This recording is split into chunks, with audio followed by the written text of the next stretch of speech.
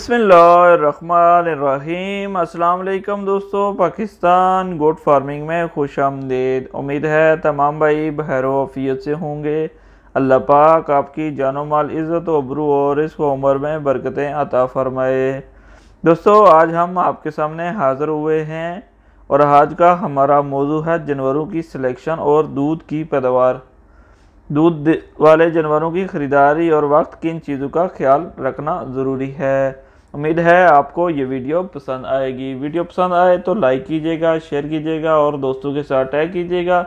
और अगर आपने अभी तक हमारा YouTube channel Pakistan goat farming subscribe नहीं किया तो प्लीज़ चैनल को सब्सक्राइब कीजिएगा और साथ बेल आइकन को प्रेस कीजिएगा ताकि हर नई आने वाली वीडियो आपको सबसे पहले और बआसानी मिल सकें। दोस्तों, आज का हमारा मौजू दूध वाले जानवरों की ख़रीदारी के वक्त किन चीज़ों का ख्याल रखना ज़रूरी है या जानवर की सिलेक्शन और दूध की पैदावार।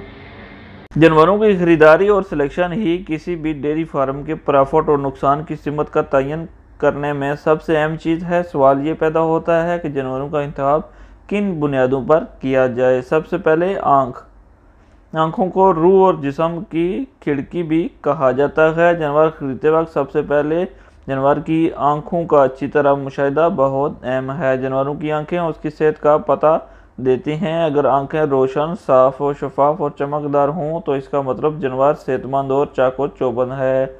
आँखों का गैर रोशन होना, पानी वगैरह का बहना जानवर की सेहत की खराबी और जानवर के स्ट्रेस या दबाव में होने की निशानियाँ हैं। जिस्मानी साख्त, दूसरी चीज़, जानवर की कमर और रीढ़ की हड्डी में बहुत ज़्यादा घुमाव या कमान की तरह नहीं होनी चाहिए। खुसूसन इंपोर्टेड नस्ल की गायों में कमर और रीढ़ की हड्डी का सीधा होना ज़रूरी है।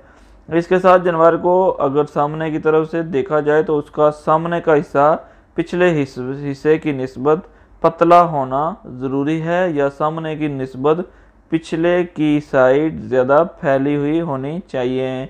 जानवर की पेल्विक विड या कोलों की हड्डियों की तरफ से चौड़ा होना दूध की ज़्यादा पैदावार और जानवर की फर्टिलिटी का एक नुमायाँ इशारा है।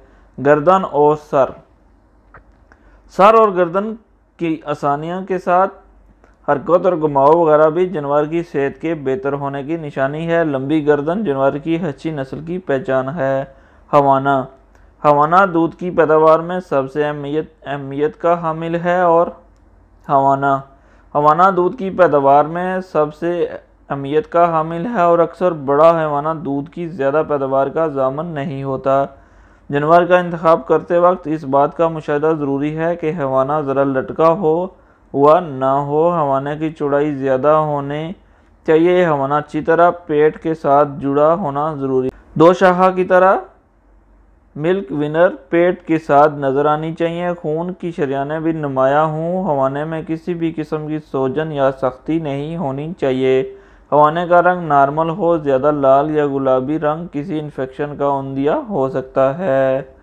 थन, अगला अहम मुशाहिदा थनों का है। इसके लिए थनों के नीचे अपनी हथेली रखें। अगर चारों थन एक साथ हथेली को टच करें तो इसका मतलब सारे थन बराबर हैं। छोटे साइज के थनों को हरगिज़ तरजीह ना दी जाए। इसके साथ थनों में बराबर फासला, थनों का लचकदार और नेचुरल कलर का होना सेहतमंद हवाने और अच्छी जानवर की निशानी है। टांगें और खुर, जानवरों की टांगों और खुर का सेहतमंद होना जानवर की नेचुरल रवैये पर असरअंदाज होता है। लंगड़ापन जानवर की पैदावारी सलाहियत को मुतासर करने का बायस बन सकता है क्योंकि जानवर के जिस्म में हल्की सी तकलीफ उसके आराम को मुतासर करके जानवर में दबाव, स्ट्रेस पैदा कर के दूध की पैदावार को मुतासर कर देती है। इसलिए इस मुशाहिदे में जानवर का आसानी से खड़ा होना, चलना और आसानी से बैठना वगैरह शामिल है।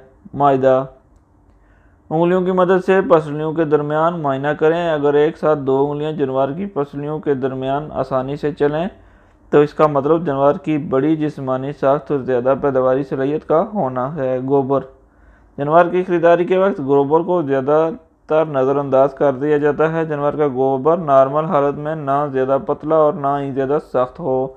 इसके अलावा एक अहम चीज़, गोबर में खुराक की गैर हज़म शुदा ज़रात की मौजूदगी नहीं होनी चाहिए क्योंकि ये जानवर के मादे के हज़म करने की सलाहियत का पता देती है। जानवर जितनी अच्छी तरह खुराक हजम करेगा उतना ही बेहतर अंदाज में खुराक को जिस्म का हिस्सा बनाकर दूध की ज़्यादा पैदावार का बायस बनेगा।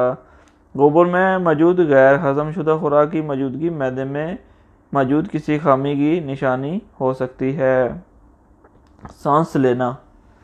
नॉर्मल और सेहतमंद जानवर बिल्कुल नॉर्मल हालत में सांस लेते हैं। जानवर का तेज़ तेज़ या आवाज़ के साथ सांस लेना स्ट्रेस और किसी और बीमारी की मौजूदगी की तरफ इशारा करते हैं।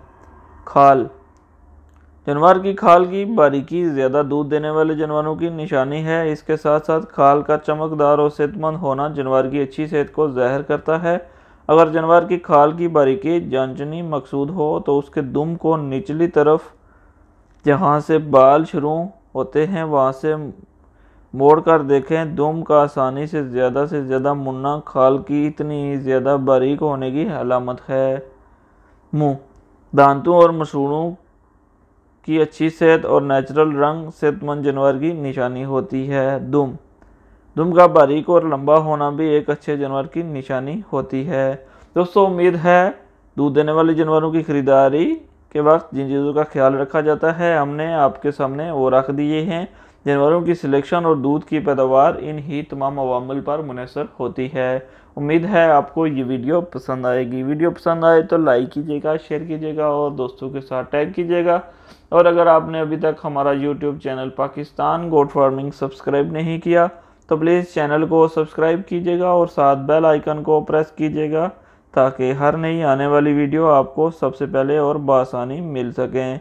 दुआओं में याद रखिएगा, अपनी और अपने जानवरों की हिफाजत कीजिएगा। अल्लाह निगहबान। पाकिस्तान जिंदाबाद।